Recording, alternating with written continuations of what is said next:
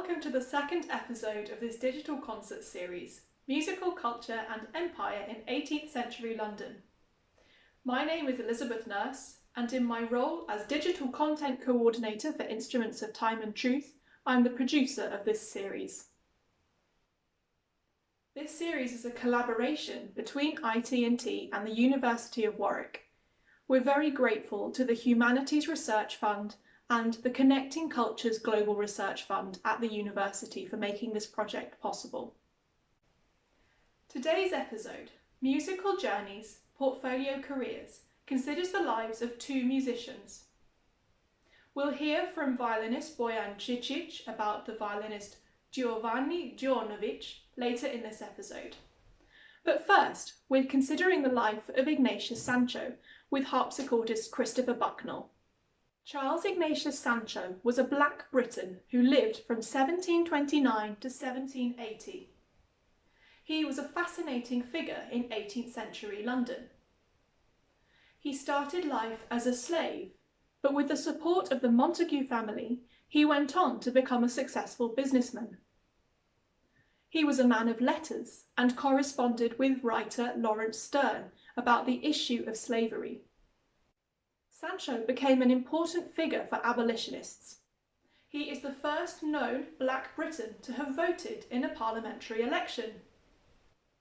Although sadly lost, we also know that Sancho wrote a theory of music. We'll start with two minuets by Sancho.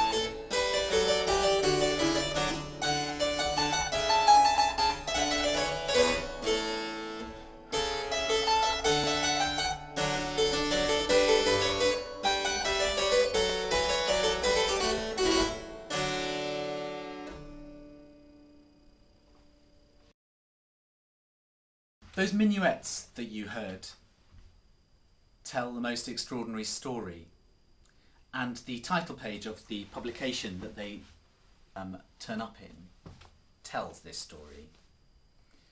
Minuets, etc., etc. The second book of minuets for the violin, mandolin, German flute and harpsichord, composed by an African. No composer named. This African we now know was Ignatius Sancho. This is domestic music. This is music to be played perhaps on the harpsichord alone, or with a harpsichord with a violin or a flute or a mandolin, or indeed, if you've got them spare, lying around, two horns. There are actually separate natural horn parts for some of these dances. So we get a picture of this informal music making, potentially to be danced to in a small room perhaps, but also potentially in a large room. More of this to follow.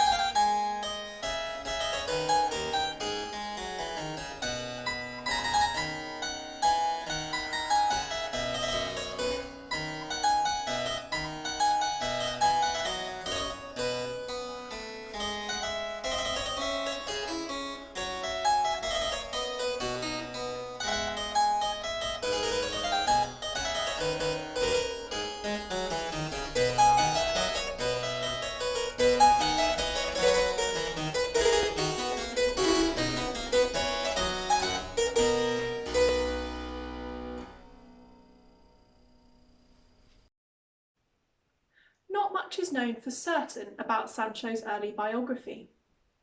Joseph Jekyll's biography reports that Sancho was born on a slave ship in 1729, though Sancho himself said that he was born in Africa. When in London, Sancho came to know the Montague family, an aristocratic family who were philanthropists and great patrons of the arts. John, 2nd Duke of Montague, particularly encouraged Sancho, and he let him borrow books from his library in his residence at Blackheath. We do not know if Sancho had any formal education, nor indeed if he had any music lessons. A letter he wrote to Laurence Sterne said that he got a little reading and writing by unwearied application. Sancho might have known some of the artists that the Montague family supported, and it's possible that he knew Handel, because John, 2nd Duke of Montague, was a governor of the Foundling Hospital, of which Handel was a benefactor. Writing to Laurence Sterne in 1766, Sancho described that while the first part of his life was rather unlucky, through God's blessing, the latter part was truly fortunate, having spent it in the service of one of the best families in the kingdom. The next pieces I'm going to play to you are, again, dances from another publication from 1779. This time we're told the name of the composer, Ignatius Sancho, and they again are domestic pieces, dances, reels mostly, to be performed in a domestic situation.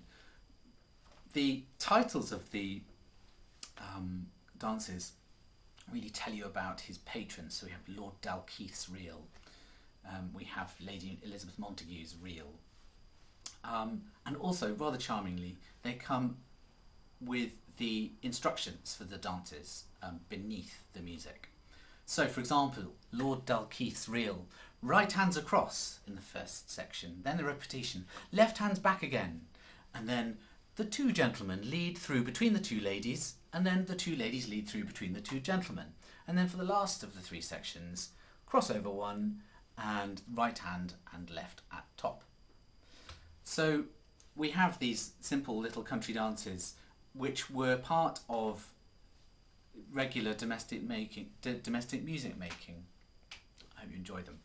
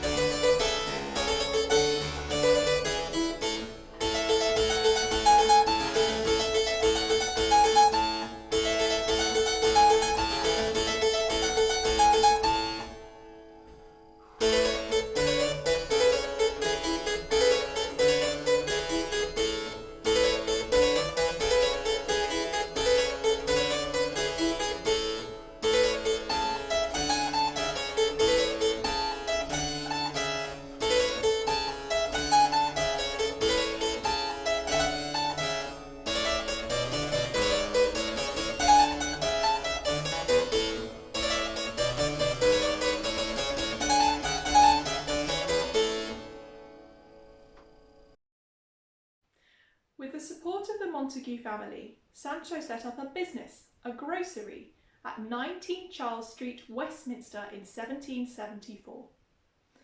The fact that Sancho owned property allowed him to vote in the parliamentary elections of 1774 and 1780. Sancho was the first black Briton to have an obituary published in the British press. The obituary reads that Sancho was a man whose generosity and benevolence were far beyond his humble station. He was honoured with the friendship of the late Reverend Mr. Sterne and several of the literati of these times. Sancho's significance in his own time can also be seen in the publication of his letters. 5 editions of these letters were published between 1782 and 1803. This is especially significant because subscribers had to buy the book in advance. The first edition had 1,181 subscribers from all over the economic spectrum, and the subscribers included the Prime Minister. We'll now hear 2 further dances from that 1779 collection, Mungo's Delight and Lady Montague's Reel.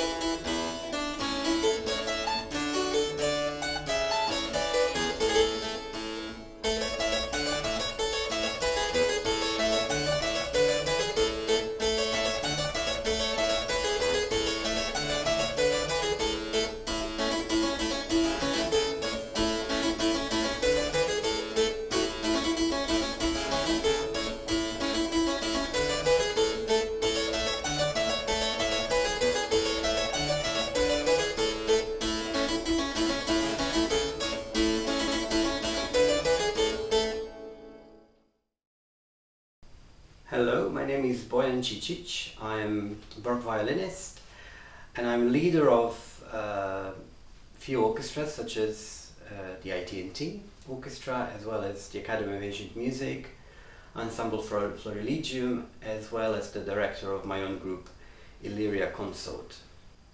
Today we're talking about a violinist that was very well respected and regarded throughout whole of Europe in the later part of the 18th century, Giovanni Djornovic, or Djornovicki. The problem with his name, especially surname, is the fact that we're not entirely sure how to pronounce it, which version is the correct one, because he himself was responsible for using around 30 different surnames throughout his career. One of them for Italian and for London markets, the other versions for German, French, Polish, Russian. And each of those variations have different spelling, different sounds, but we do believe that he was an Italian.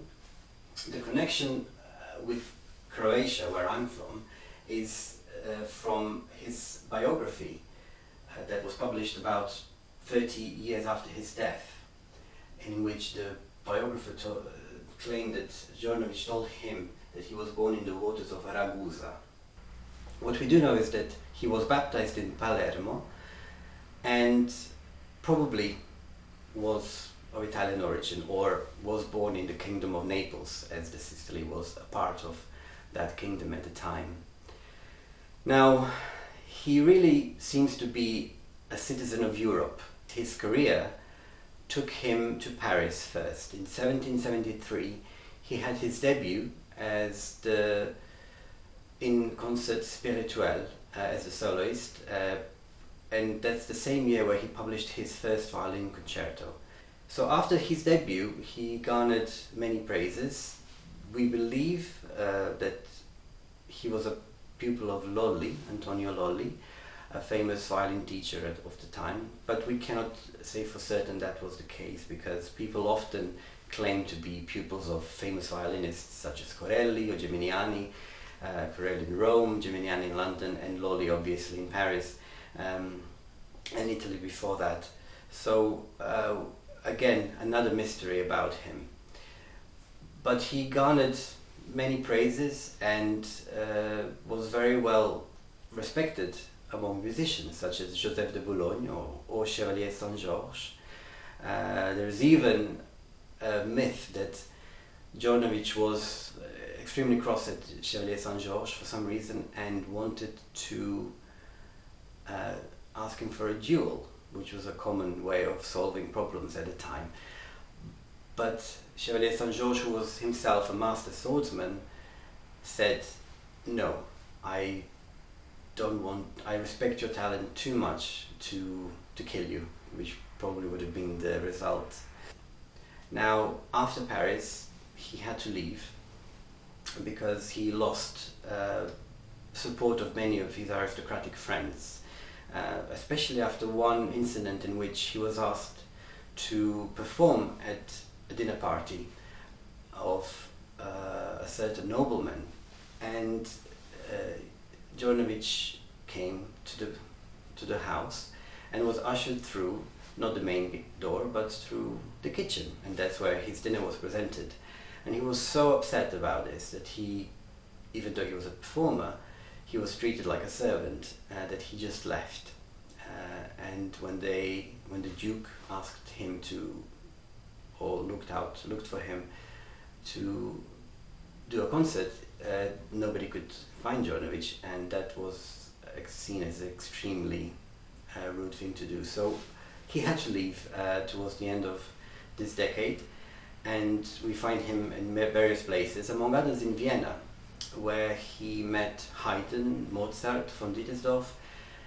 And interestingly, von Dittersdorf claimed that Djordjevic possessed some of the most beautiful sound on the violin he ever heard, as a very refined musician. So obviously he was seen in a very different light by his fellow musicians than perhaps by the gentry and the aristocracy of the time. He ends up in St. Petersburg at the court of Catherine the Great. This is the time when his music, the themes that he uses in his violin concertos, becomes more folk orientated, more traditional poems and songs that he heard on his journeys start to creep into his works. After the Russian period, he comes to London, and before that to Paris. Now, he had to escape Paris because it was the eve of the French Revolution in 1789, when a lot of musicians left. Many French, particular musicians, but also other musicians from other parts of Europe came to London because that was seen as the safe haven.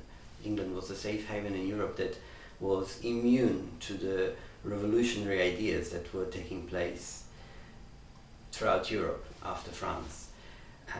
So it was a melting pot, not just of musicians and artists, but also of thinkers, philosophers, poets, and perhaps that was the most exciting decade that London had, the 1790s, on the eve of the 18th century. And perhaps ideas that were formed in this decade came to be ideas that formed Romanticism afterwards, and individualism. Of course, everything was influenced by the French Revolution, and the individual was someone seen as more important, especially the artist, than somebody who could just be an employee of a duke or a king or an emperor or marquis. So place to be in Europe seems to be the London of 1790s. So it's no wonder that Djordjevic came in early 1790, but also Joseph Haydn came towards the end of that year. On the New Year's Eve of 1790-91, Haydn came, and on the 2nd of January he met Djordjevic once more. After they've met in Vienna a decade earlier, they met now in London. And Djordjevic even performed at fundraising concert or charity concert for Haydn one of his concertos. And we know that that was the 14th concerto that we recorded with Illyria Consort. And it's very interesting to see how audience and the reviewers reacted to it, because the reviewer after that concert said that it was difficult to suppress laughter because they could see a Russian, and here a Russian melody mixed with an Italian virtuoso technique, something that they haven't seen or heard before.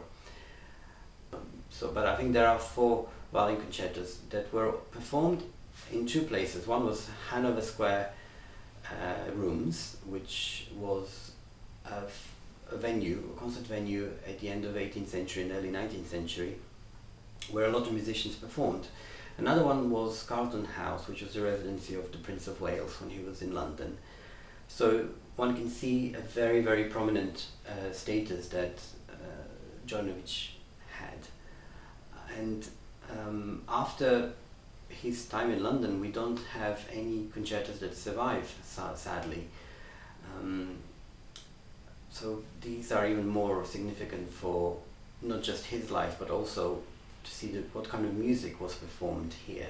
And after Haydn left, Djordjevic stayed until 1797, so 7 years in total, performing in London, sometimes in Bath, and sometimes in Edinburgh. Before he left London, Djordjevic also became prominent music teacher. And this is important for one particular person, Bridgetower, who resided in England and became a violin virtuoso himself. So much so that the Bridgetower's friendship with Beethoven later on meant that Beethoven dedicated Kreutzer Sonata to Bridgetower.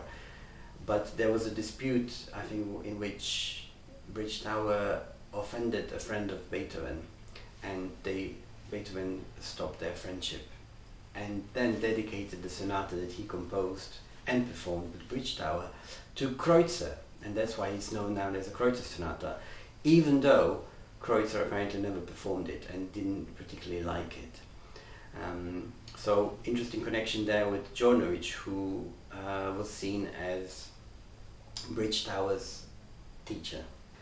And he left London. We see him first in Berlin and then in Scandinavia before he goes back to Russia, and he dies in St. Petersburg teaching pool, teaching billiards. So he even, I think, passed away with a massive stroke or massive heart attack that he had during the game of pool, and in 1804 he was buried in St. Petersburg, but was very, very well regarded because he almost had a state ceremony and a requiem was sang at the funeral service of Djordjevic. So somebody who was really a name known throughout Europe, worked for the Empress Catherine the Great, worked in London, had many supporters in Paris. Even though his own nature seemed to have been very, very difficult and feisty, and couldn't understand or accept that somebody could be either better than him or that he was seen as a servant in the employee of somebody with higher social status. But in his music we don't see any trace of that, and by the sound of musicians such as Haydn, von Dittersdorf, or even Mozart, they all respected him for what he could bring. He's perhaps seen today as somebody who really belonged to a period of maybe 70s, 60s or 70s, rather than the later part of his life in his style. So one thing that he did bring into a concerto was a romance. There was no romances as a slow movement, for example, of a concerto, and he was the first one that introduced that particular form. A few words about the piece that we're going to hear, Air vers la joie de Julie by Djordjevic. It is there are variations on a theme composed originally by Nicolas Desaides in his opera Julie, and this particular air was known as Elise endormée. This shows us what kind of music was really popular, using something from opera, and then various virtuosos would sometimes improvise, sometimes publish variations upon which they composed using this or any other subject. Sometimes even members of the audiences would shout a title of famous air, and it was up to a musician to perform and improvise those variations on the spot. So this sense of very free improvisation flowing throughout any concerts was something very opposite to how much preparation, I guess, was put and is put in modern day concerts. But again, a very exotic character that hopefully will piqued someone's interest to explore more. There are still more concertos to be recorded. 3 of them haven't been recorded yet, and he's literally unknown outside Croatia and that part of Europe. So I do hope this video and our recording will make a difference to his renommee, to his status as a musician in future years. Thank you.